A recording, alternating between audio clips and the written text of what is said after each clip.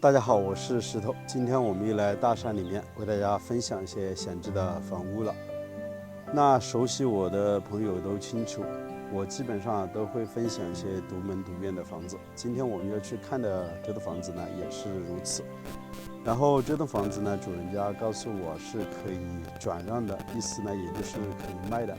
大概它的价格应该是在5万多、6万左右。整栋房子的占地面积将近是有500多平，然后房子靠近清水江边，地理位置是非常不错的。那我们就转个镜头带大家一起看一下。这是进入房子的马路，都是水泥路面，将近宽约6米左右。这里距离县城将近有17公里，距离镇上有8公里。房子呢就在镜头的前方。我的车呢就停在旁边，因为整个院子没有硬化，所以呢就不开下去了。院门口的位置有2棵桂花树，整个院子没有硬化，长满了杂草。实际上车子是可以开得进来的。这栋房子呢，钓鱼是非常方便的。独门独院的房子，距离邻居将近有1000米左右，房子通水通电。被两边的大山给包围着，门前呢视野也是特别的开阔。门口呢有一些乔木，然后再过去就是清水江的江面了。整个这一段的江面呢宽约400米左右，这边的江水深度有20米左右。这是一个天然形成的回湾，平时呢应该是比较容易上鱼的，意思呢，这个回湾处鱼情应该是很不错的。大概房子周边的环境呢就是这样子。然后我的车停在那个位置，还可以继续往前面走。前面呢就是一处码头，平时呢也有一些人到码头边去钓鱼。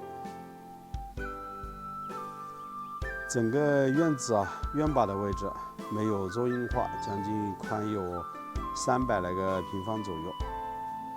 房子呢是比较简易的，当年呢因为是在这边主人家做农庄，简单的修了这样的一栋房子，有2间7字形的房屋，总共是有2个客厅加上1个厨房，还有1间卧室。我们可以看到房子呢盖的是红颜色的琉璃瓦，然后整个外墙呢都做了一个粉刷，砖粉结构的房子，楼层的高度将近是2.3米4左右。然后整个房子呢并不像农村所见的那样子3开间，中间大门，2边卧室。这是呢一个7字形的房子，留有2道房门可以进入的。然后窗户我都是看了，留的特别的大。那现在我们就近距离走进，带大家去看一下。这边进来呢，首先是一个客厅，整个客厅还挺宽的，将近有40来个平方左右，放的有些桌椅板凳。平时呢有朋友过来钓鱼，还有吃饭聚餐喝茶都会在这个厅里面。整个厅里面的砖墙呢都做了一个粉刷，地面呢水泥打了硬化。然后这边基本上也没什么家具，有一个吧台。房间里面呢都预留的有排插孔，用电呢也是挺方便的。然后我们也可以看到整个窗户有点类似于落地窗了，留的还是挺大，2米乘以2.5米左右的一个尺寸，所以房间里面的透光性呢还是挺不错的。我们继续往旁边的房间去看一下。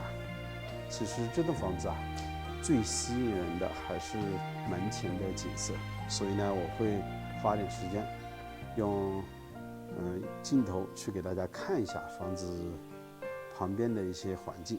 看这里也是一个厅，放的有个桌子，还有一些钓竿。这旁边呢就是一个厨房了，当然这边是没有房门，只是留了一个过道。然后这边呢也是一个大窗户。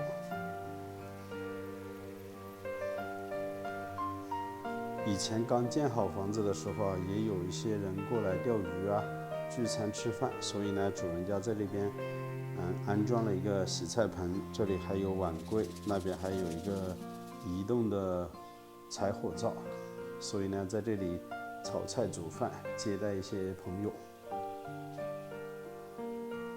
大概整个厨房呢也是10多个平方左右，基本上还是够用了的。然后我们继续一镜到底给大家看清楚。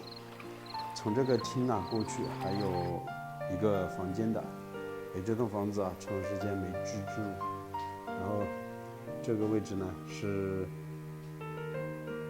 破了一块瓦片，这里已经是漏雨了的。这里进来呢就是一个房间，这个房间呢窗户留的比较小，所以透光性就不太好了，将近也有10多个平方。然后在这个转角的位置呢是留了一个独立的卫生间，卫生间呢将近有2到3个平方左右，墙面呢已经贴了瓷砖，也贴了地板砖，还装了淋浴的，所以呢在这里居住还是挺方便的。然后我觉得如果是钓鱼的话，有这样的一栋房子算是非常不错的，这样的条件很好了。现在我们就走到清水江边去看一看，看整个院子非常的宽吧，可惜都没有硬化，长满了杂草。房子的左手边这条马路呢是通往码头的位置，平时呢村里面有人喜欢在那边钓鱼游泳，然后这栋房子呢有单独的一个私人钓位，就从右手边这里走过去。现在我们是一镜到底给大家去看的。然后房子门前的位置呢种的有这个桃树，结了很多果子整个院坝这一块好好的打理，种点花花草草，还是比较不错的一个环境的。然后通过航拍的镜头，我们也看到这栋房子的右手边这处高山顶上也是比较平的，在这里呢做一些种养结合的项目，我觉得也是挺不错。那一年的生活成本呢应该也算是比较低的。这条小路走过去距离房子大概也就20米远左右，就可以来到了钓位。这也是一处私人的钓位在大门的位置做上一道环门，外人呢想要进入这个钓位几乎是不可能的。进来之后就很开阔了。之前在这里已经有人搭建了一个棚子，应该是在这里吃住钓鱼的。但是我们也可以看到整个棚子的顶已经全部烂掉了，所有下雨的时候这个雨水呢全部都会淋湿的。看这边是很开阔的，整个江面400多米的一个宽度，这边的深度也达到了20多米，然后这个回湾是比较长鱼的，这边的水还是流动的当然这些天呢是下了一场大雨，所以整个清水江水特别的浑浊，估计会1个星期左右就会变得清澈了。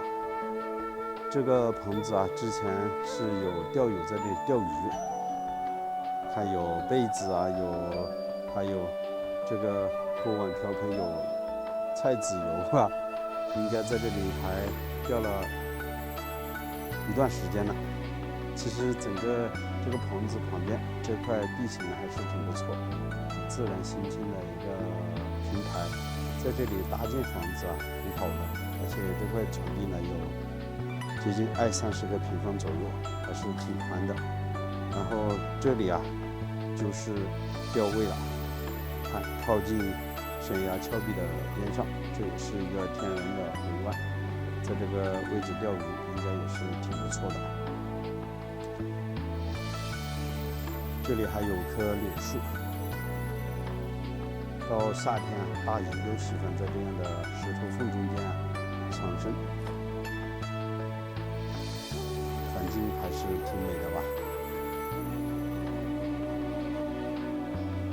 视频开头的时候我们就说了，这栋房子的主人家他说，如果和他把这栋房子转手的话，将近是5到6万左右的价格。那这栋房子没有证，我就觉得挺贵的。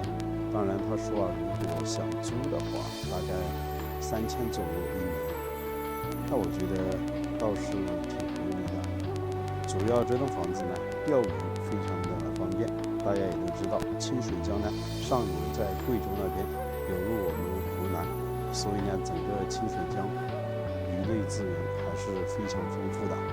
那你们觉得这样的环境究竟怎么样呢？欢迎大家在视频的下方留言。好了，我是石头，喜欢的请记得点个订阅，我们下期再见了，拜拜。